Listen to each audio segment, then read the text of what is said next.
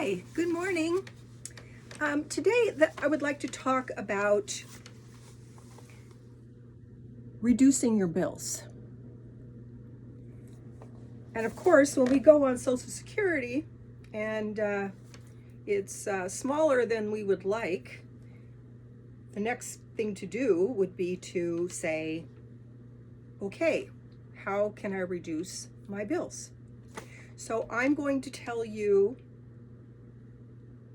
boots on the ground, what I have done. And these are practical things that you can do, but maybe not the funnest things to do. But you can judge for yourself. And truly the result of having my bills lower and more importantly, having some control over my bills. There are some bills that just are what they are, and there's nothing that you can do about them.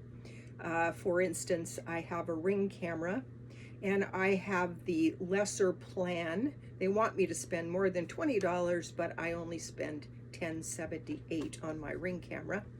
And it's not as expansive of service, but it's adequate.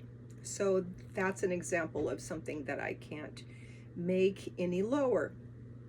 Now, I have my spending plan here, as I showed you in the last video, which I still think is brilliant. It's just brilliant in simplicity and scope of what it can tell you on one page. So very old school. This is something my dad did. He didn't yet even tell me about this until I found it when I was going through his office after he passed. So I wish he would have told me about it sooner, because it would have made things much easier. And I'm very allergic to writing things down and doing budgets and all that kind of stuff. So so I don't know if I would have done it, but I honestly didn't even know about it. So now, of course, this knowledge is much more important to me. So the first bill that I got this month was my energy bill. Where I live, it's Duke Energy. And last year it was $256 in January. And of course, these are the bills that you just lived through. It's not current, so you have to kind of look at what the weather was like, whatever. And it was very cold for parts of January, unusually, well, yeah, even unusually cold, because it actually got down below zero, and that's the first time I've seen it get that low since I've been here, which is 20 years. So it was pretty cold. Now, what I did to lower my bills, because I started out with the idea that in the winter time and the summer, that I would just leave my thermostat at 72. And that was fine. That worked good. Although, actually, I've got to say, in the winter time, because I have the old style floor heaters where the heat comes out of vents in the floor, there were times when that felt too hot, and not forever, because the furnace goes on, it turns off, everything cools down, you start feeling cool, and then it turns back on again. So that's normal in pretty much any house. But then my bills started going up because the state of Ohio decided to, over a period of several years, raise my property taxes, wherein I originally, when I took out the loan on this house and moved in, I was paying $513 a month, which was great. And now, as of last year, I'm paying $757 a month. So that's an increase, I think, of $220, $240, somewhere in there. And that really cuts into a budget. So I'm not pleased about that. I hope that Ohio abolishes property taxes soon. Maybe they will, maybe they won't. But I'm left to have to deal with that regardless. So what I decided was, last year, especially in the summer, I would just leave my air conditioning off because my house is brick, and I would just, it was cool in the house in the morning, and when it got to be 1, 2 o'clock in the afternoon, it would start to get warm. And so instead of turning on the air conditioning and letting it run all the time, which it's refrigeration, and there are times when I'd be cold, I decided, well, I'm just going to turn it on when it gets hot and cool the house off. So I started just turning on the air for maybe 3 hours, like from 1 to 4. And then that would cool the house down and keep it cool, except for in my attic bedroom, and I have fans on both sides that are on 24/7 to pull the air through. So it gets warm up here, but it's generally not too warm that I can't go to sleep when I want to. It will cool down in the evening. So I did that last year to keep the bills down, and that worked really well. Although the amount that we're paying for the energy has gone up, so it didn't, take a huge amount off, but it did take quite a bit off. And I also signed up for one of those energy saving things, which the year before helped. This year, the rates aren't too much different, so I don't think it's helping a whole lot. So I did that, and now we're coming into winter, and as I said, and then the year before, last winter, I was keeping the thermostat at 68, and that was down from 72, and that took, quite a bit off of my bill.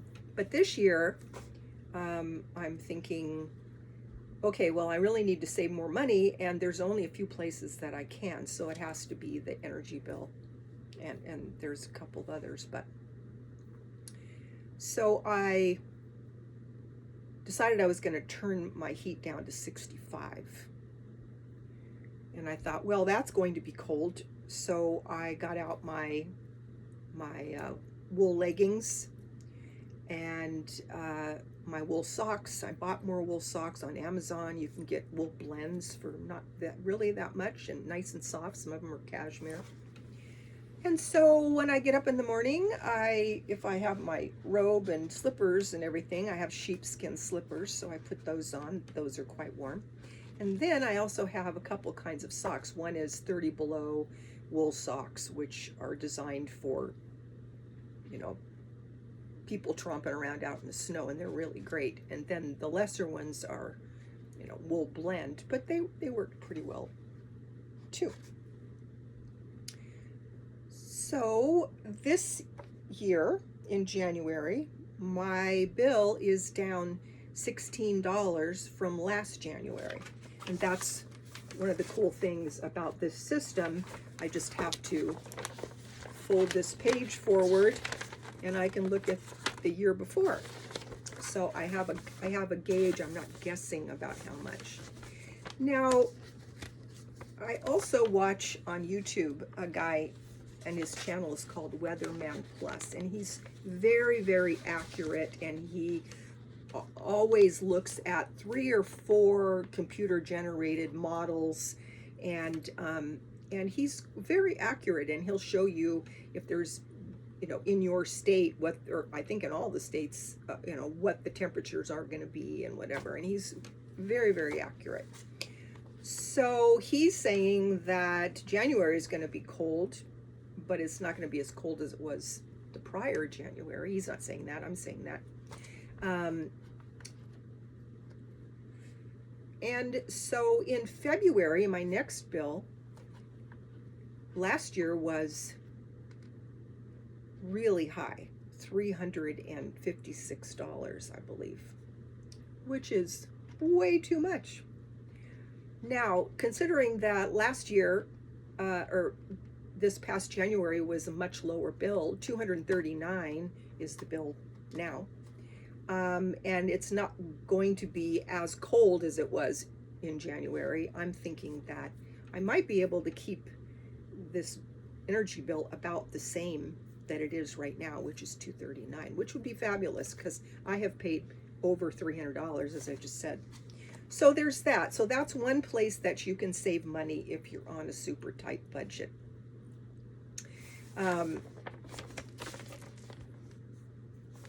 The other thing that you can do is save a little money is on your water bill. And so of course that means limiting how you use your water. So that would mean only washing all your dishes once a day as quickly as you can, turning it off. Like just put your dishes in the sink, use paper plates. If you want to do that, I do a little bit of both. And just wait till the end of the day till the dishes are all done, and do them all as quickly, in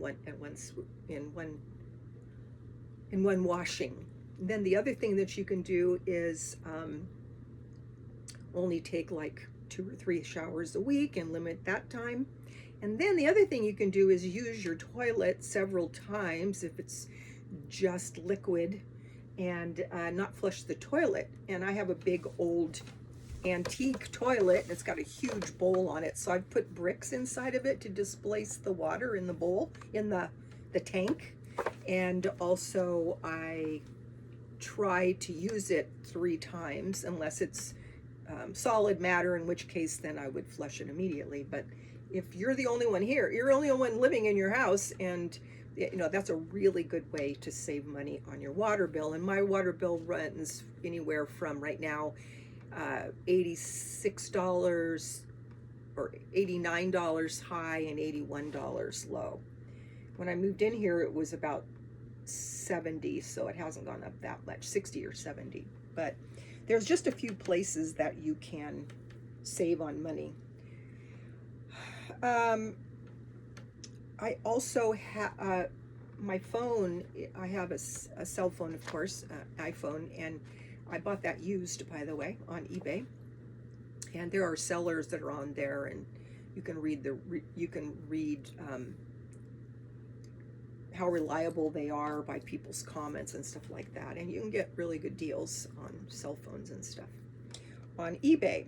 Now, I use Pure Talk, and that's an American company run by veterans, and everybody you talk to speaks English if you call, and they'll do whatever you want. For instance, last year I felt I'm really in a pinch, and I was paying $30 for my phone, and I backed it off to $20. Now the service isn't as good. I notice that when I'm out and about, there's places where it takes a long time to load and stuff, but until I feel confident about such things, I'm just gonna leave. I'm actually thinking about raising it to 25 and see if the service is any better at that rate. So you can save money there.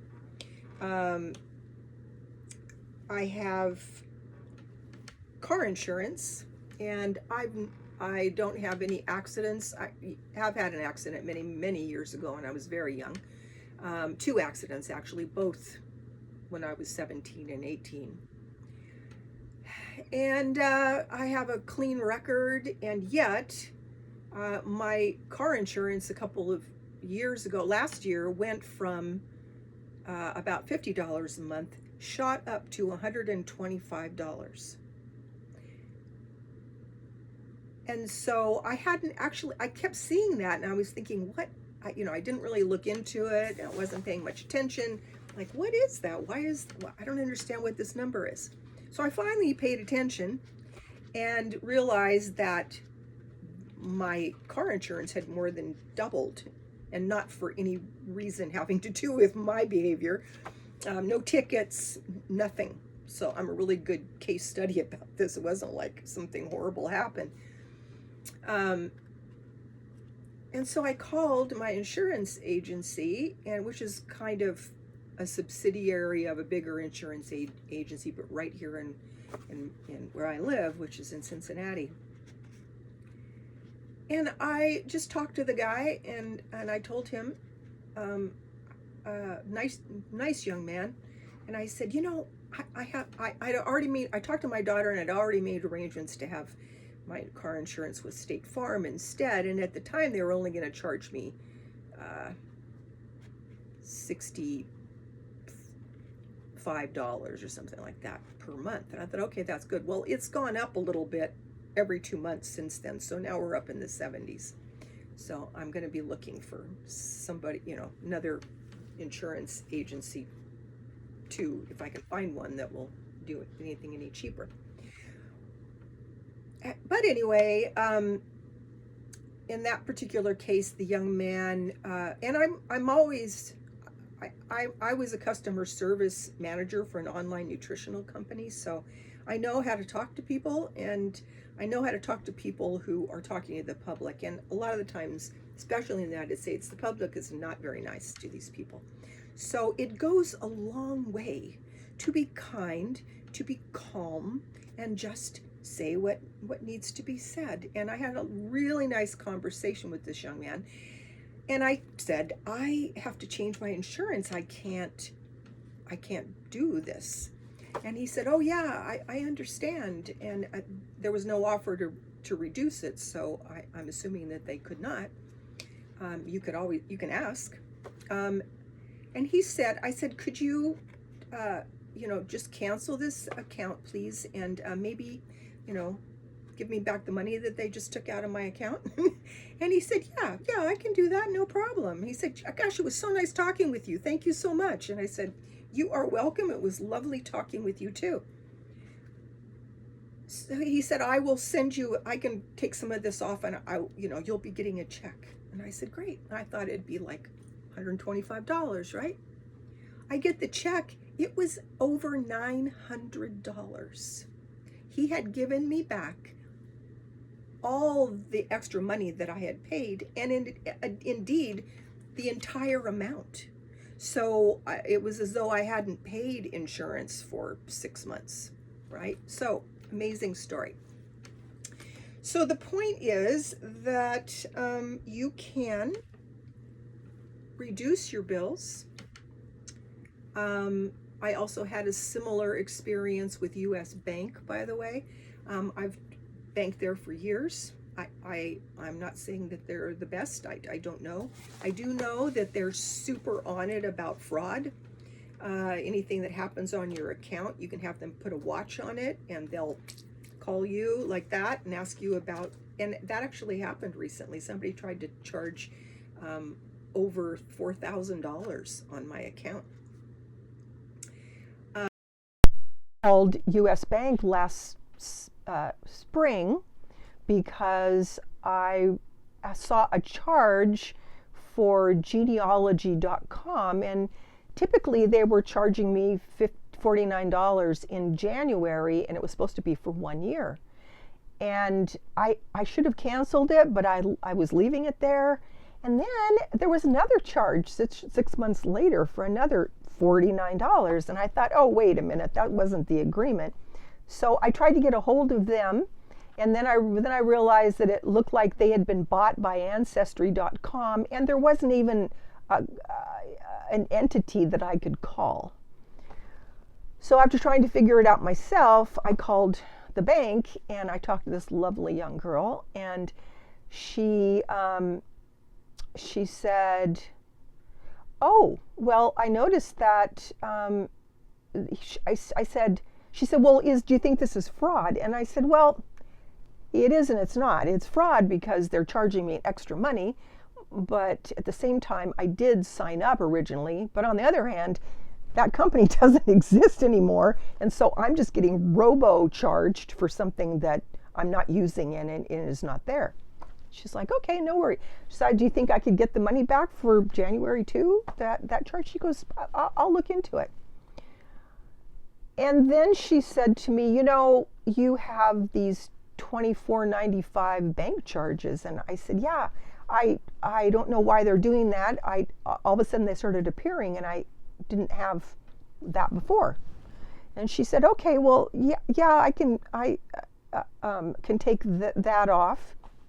And I said, thank you so much. And she was just lovely. And again, being kind, being helpful, being gracious. She didn't say any more about it. And I said, if you just, take those genealogy.com charges off, I would be happy. And if you can do anything about the $24.95, I'd be thrilled. She didn't even tell me. And I went and looked at my account the next day, and she'd refunded me over $300, which was all of the $24.95 payments and the double payments on genealogy.com. And I was shocked. She didn't even tell me, right? But then I started realizing some things. It's like anytime something changes, it's interesting to me because I try to figure out why that was.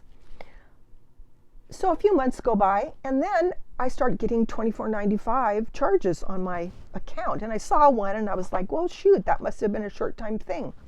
Then the next month, I saw the same thing, and I was like, no, I'm going to call and ask about that, because that month, I didn't have a whole lot of money left over, just even for food. So I thought, I'm going to call. So I did, and I talked to another very sweet girl. And, all these kids have grandparents.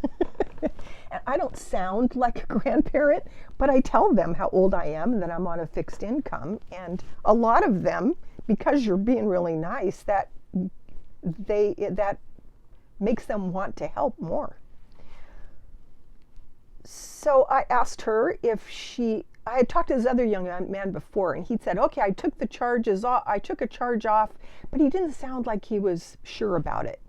So he'd given me this other number, so I talked to this girl, and I said, can you take that off altogether? I mean, I don't even know why they're charging me. And she said, yeah, that's funny. And then what she told me was I had a high interest, high balance for me credit card, which I'd taken out before I went to Ecuador because it was an international card. It was a U.S. bank card, but it was more geared to that. So I thought, well, that would be good. I can use it more easily when I'm out of the country. And it was the payment, the amount that I could charge was $11,000. And I thought, during this time in the spring, I thought they wanted $50 for me to be able to keep that card. And I said, no, I don't need it. I don't want it. I don't want a card that I can charge $11,000 on. Thank you very much. So I canceled it. Well, then apparently what happened was that because I canceled that card, and the bank looked at it as money that I might spend, I guess, that's what triggered the $24.95, because I don't have $10,000 in the bank. So that was based upon the balance, and apparently the balance of a non-used credit card as well. So that's why that happened, I think. So at any rate, I talked to this lovely lady, and she said, you know what, U.S. Bank has a new senior card, and if you apply for it, they'll charge you, whatever your amount is. Say it's $2,000, they'll charge you $100 up front, and then you don't have interest for 2 years.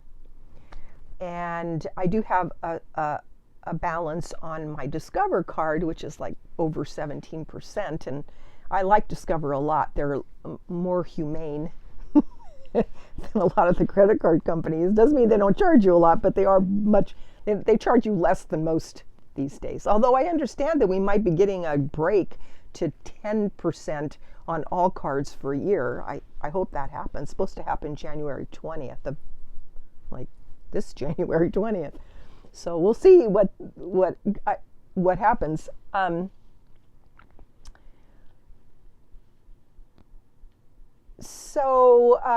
got off track here with the Discover card thing.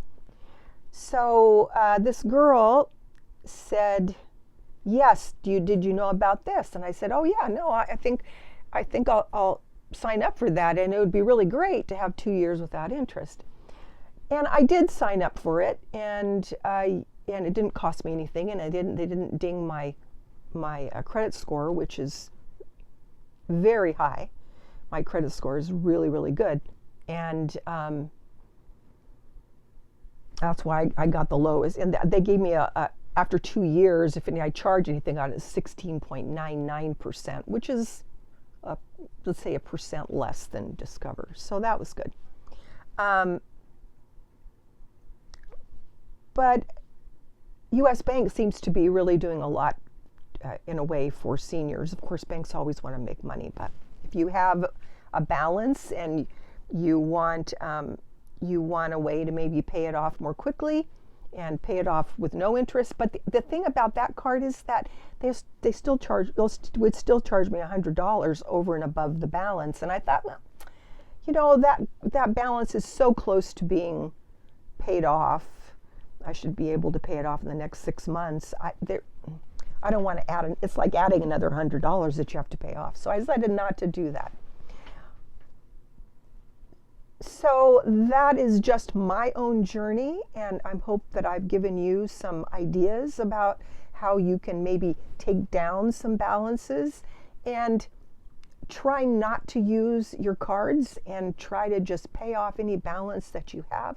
And at the same time, put $100 a month into your checking account in the savings portion so that you have a buffer, so that you have maybe $1,000 or $2,000 or $3,000 in your bank account, which makes the bank happy, it makes you happy, you sleep better at night. And that would be my advice on these things. I'm all about seniors. I've been a nursing assistant. My heart was with seniors. I took care of seniors. I've seen a lot of things. And so I'm going to be telling you about all of the things that from what I've learned, all the things that I'm doing in my life to keep my quality of life very high. And so I hope to see you on the next one. Take care.